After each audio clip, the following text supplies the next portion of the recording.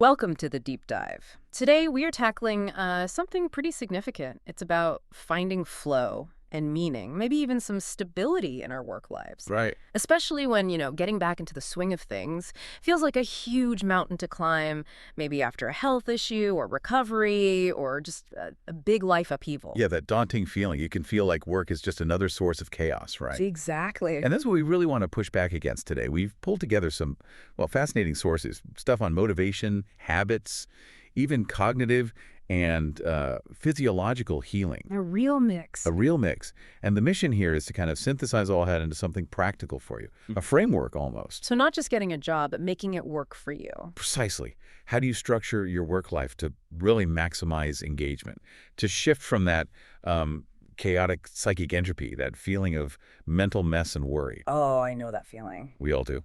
And shift towards fulfilling flow, tuning your job, your career into a source of, order, maybe even healing. Psychic entropy. Yeah, that's that internal static, isn't it? The brain just feels noisy, disorganized, every little worry buzzing around. That's it.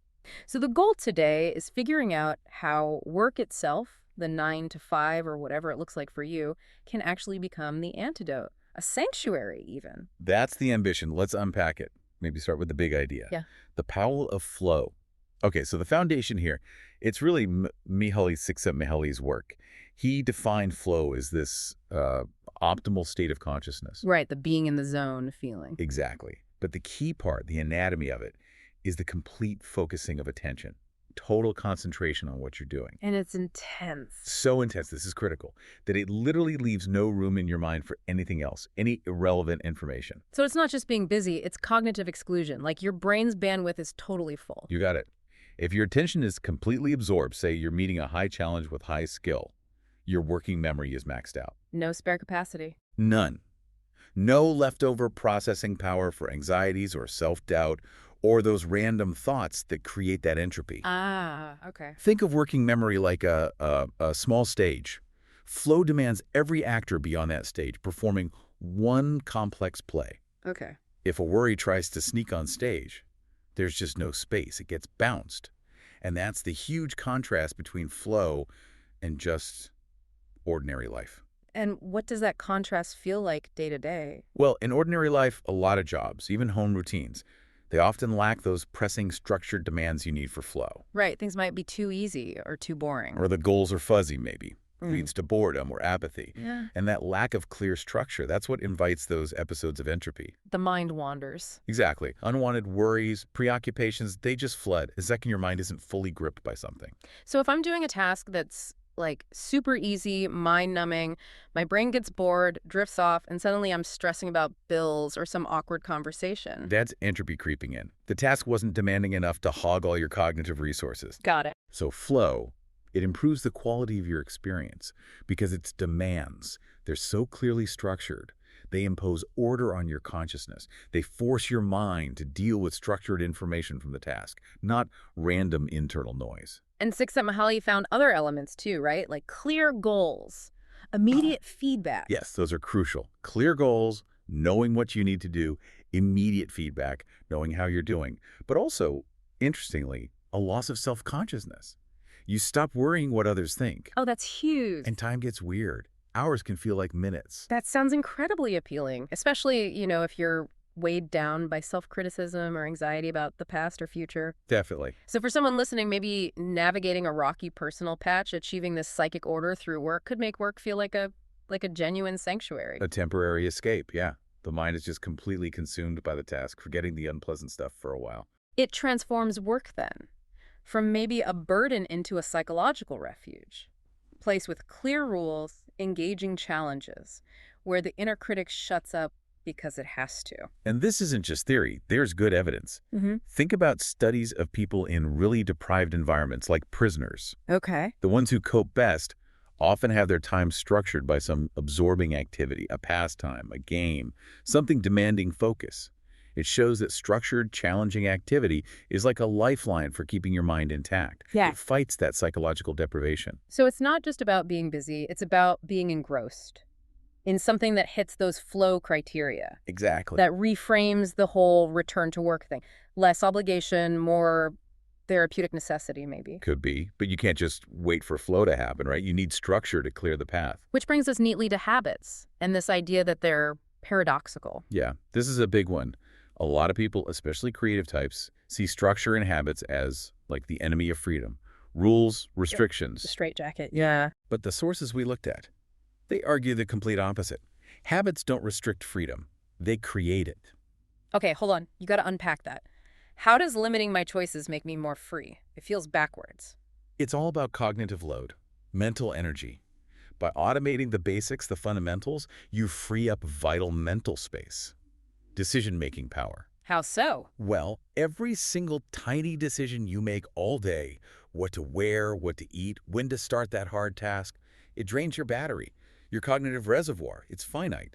Some call it ego depletion. Ah, right. So if I spend my morning agonizing over emails or debating the gym or stressing about money, I'm burning through the mental fuel I need later for the tough stuff, the creative thinking, the flow. Exactly. Good financial habits, less constant money stress, good health habits, more energy for concentration.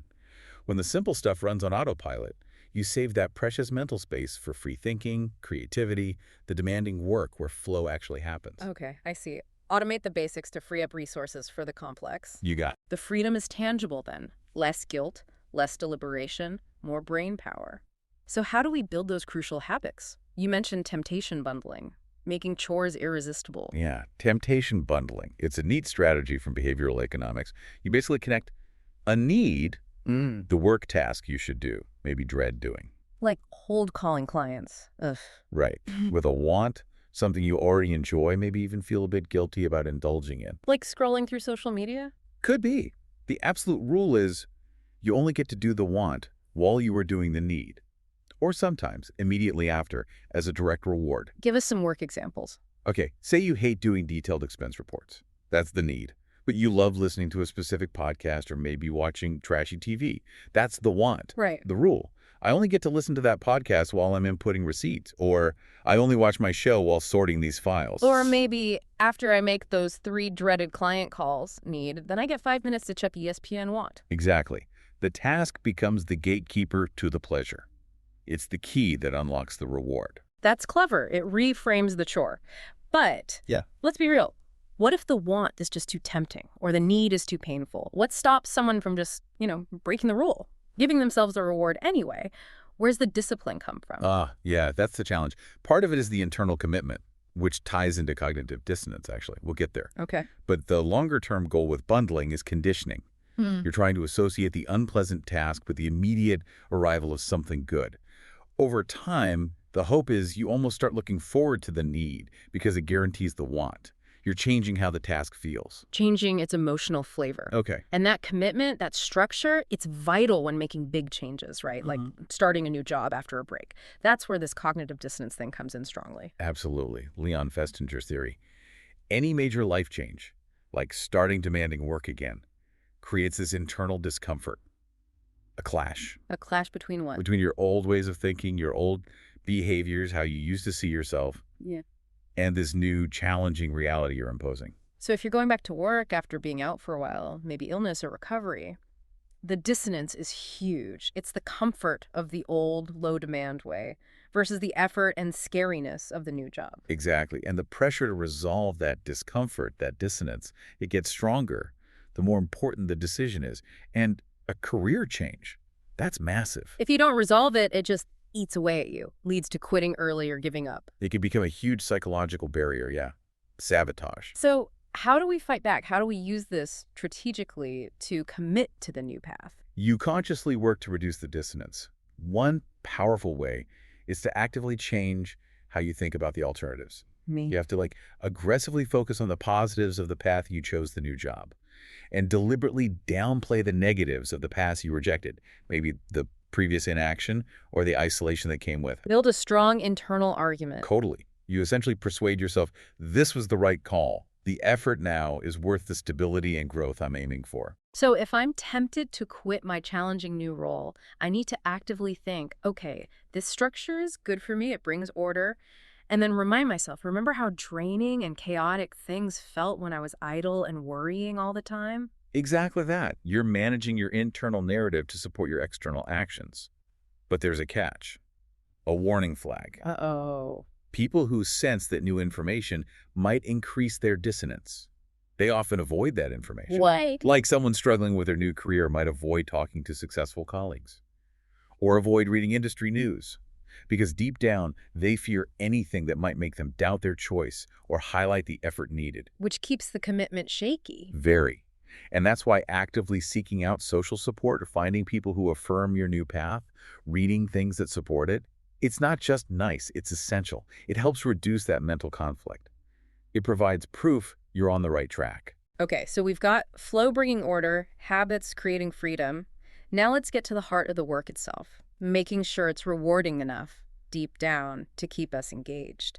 We need to talk about different kinds of rewards, right? Absolutely. We have to draw a really clear line between extrinsic and intrinsic motivation. Extrinsic is the outside stuff, the paycheck, the bonus. Exactly. External conditional rewards. Classic if-then deals.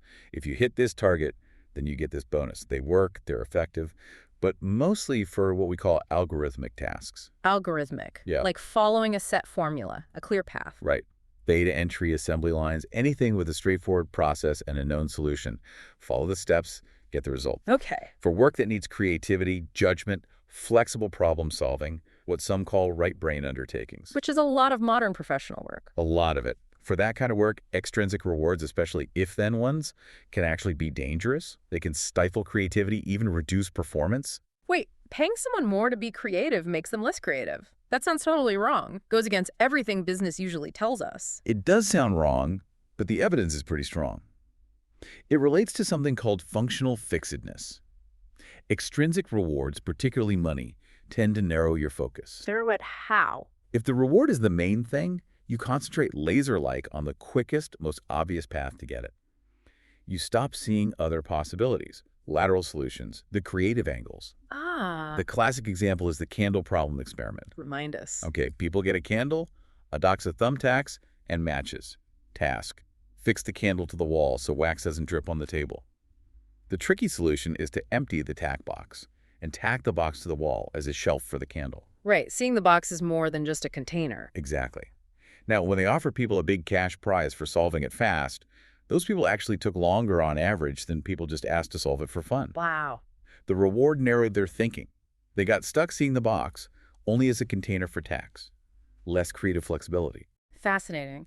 So for our listener, if their job involves innovation, judgment, dealing with ambiguity, they need to focus on intrinsic motivation. Yes, the drive that comes from within. Doing something because it's interesting in itself, because it's challenging, absorbing, not just for the paycheck. And how do you structure work to boost that? You focus on contribution, mastery, purpose, autonomy.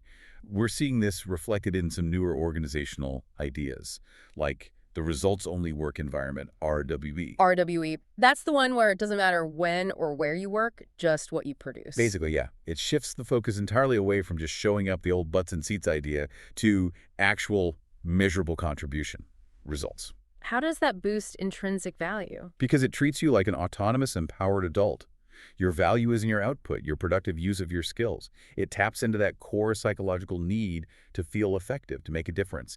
It fosters that sense of interactivity. And you mentioned this connects to life outside work, too. You can't really compartmentalize being engaged. It's tough to separate. That capacity for deep focus, for alertness, for really using your powers productively, it tends to spill over.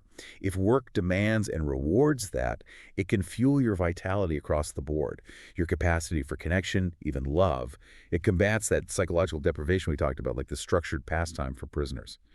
It builds in a resourcefulness. Okay, RWE sounds great in theory, but implementing it, I imagine there are big hurdles. Does it often fail? Oh, definitely challenges. Trust is huge. Management has to trust employees. Employees have to trust the system. And measurement is tricky. How so? Measuring output for algorithmic tasks is easy widgets made, calls answered. But measuring the contribution of knowledge work, innovation, strategic thinking, good communication, that's much harder, more qualitative. Right. If you're not careful, RWE can become obsessed with only easily quantifiable metrics, and ironically, that can kill the very intrinsic motivation and quality you were trying to foster. It's a balance. Makes sense. You need trust and smart ways to value different kinds of contribution. This idea of engagement, it feels very relational too.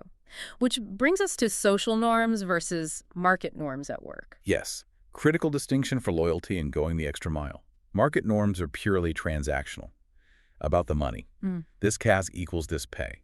If a company leans too hard on market norms, always talking dollars and cents. Then employees start thinking only in dollars and cents too. Exactly. Am I paid for this specific extra thing? No. Yeah. And I'm not doing it. Loyalty, flexibility, helping out, that stuff fades. Okay. But social norms, they're relational. Built on loyalty, reciprocity, flexibility, pitching in for the team. They build community, deeper engagement. Think about high-performing teams. They rely on people being willing to extend themselves, right? Stay late for a deadline, help a new person solve a problem that's not technically in their job description. All that stuff. That relies on social norms. If the workplace feels purely transactional, like you're just a hired gun paid by the hour, that social contract breaks down. That willingness to extend yourself, which is crucial for productivity today, it just vanishes. So organizations need to nurture those social norms, foster that sense of belonging and mutual support. If they want deep engagement and sustained high performance, absolutely. Shifting too far into market norms turns engaged people into clock watchers, which is the total opposite of the flow state we're aiming for. All right, so we've got the external setup. Finding flow, building habits, tapping into intrinsic drives, but keeping it going, especially when re-entering work or resetting after tough times. That takes serious internal work, resilience, navigating the psychology of change. It really does. And it's kind of circular, the act of improving yourself, the internal work, updating your mindset. The intrapsychic update, you called it? Right. That's mirrored and reinforced by improving your world, the social update, like engaging meaningfully at work. You're showing your own nervous system, hey, I can do this, I'm effective. The two feed each other. But that first step back can feel enormous, especially if someone's dealt with trauma or intense stress, long-term helplessness. Those symptoms feeling frozen, constricted, unable to focus, they're not just mental, are they? You said they're physiological. That's probably the most crucial piece and often missed. Trauma symptoms, that feeling of being stuck or overwhelmed, they are fundamentally physiological reactions. They're often unresolved survival responses locked in the nervous system. How does that happen? Your body gears up for fight or flight, gets flooded with energy, but if the action gets thwarted, suppressed, if you felt trapped, then intense energy mobilization gets stuck, locked in. So it's like your body has the gas pedal floored all that fight-flight energy, but the brakes are slammed on too because of feeling trapped or helpless. That's a great way to put it. Gas and brakes at the same time leads to chronic unresolved activation. Symptoms like hypervigilance, maybe feeling numb or constricted, difficulty concentrating. Your system is just stuck on high alert, but also frozen. You can't just talk your way out of that then. Not entirely. Talk therapy is vital. Understanding the narrative is important, but the core reaction, it needs a bottom-up approach too. You have to help the body discharge that locked energy. Okay, so what does that look like practically? How do we work bottom-up to support getting back into work? We look at methods that involve body awareness, movement, things like trauma-informed yoga or therapies like somatic experiencing. They focus on the felt sense. A felt sense, not just saying I feel anxious, but noticing how it feels physically. Exactly. Tuning into the actual sensations. My stomach is churning, my chest feels tight, my breathing is shallow. It's noticing the physical reality of the emotion. And what does tuning in like that actually do? By bringing mindful awareness and sometimes gentle movement to those sensations, you're giving the nervous system a chance to process and complete those thwarted survival responses. It's like you're finally letting the body finish what it started. This can lead to really profound shifts. Changes in the brain and how you feel. It helps people recognize emotions better, regain a sense of agency. And this is key, see choices, where before they just felt frozen or helpless. So the goal physiologically is to move out of that chronic freeze state towards more flexibility, spontaneity, which you definitely need for a new job. Absolutely. You're reclaiming your body's energy regulation. That allows you to take in new information, handle challenges, create new possibilities. And as we do this, as we grow, we will hit bumps, setbacks, criticism. It's part of striving. That's where self-compassion comes in. It's like an internal shield. Self-compassion, it gets a bad rap sometimes, like it's just self-pity or being lazy, but you're saying it's actually about strength, resilience. Definitely resilience. The sources break it down into three core parts: kindness, common humanity, and mindfulness. Okay, kindness. Kindness is that gentle emotional tone, offering yourself comfort, soothing, understanding when you're suffering.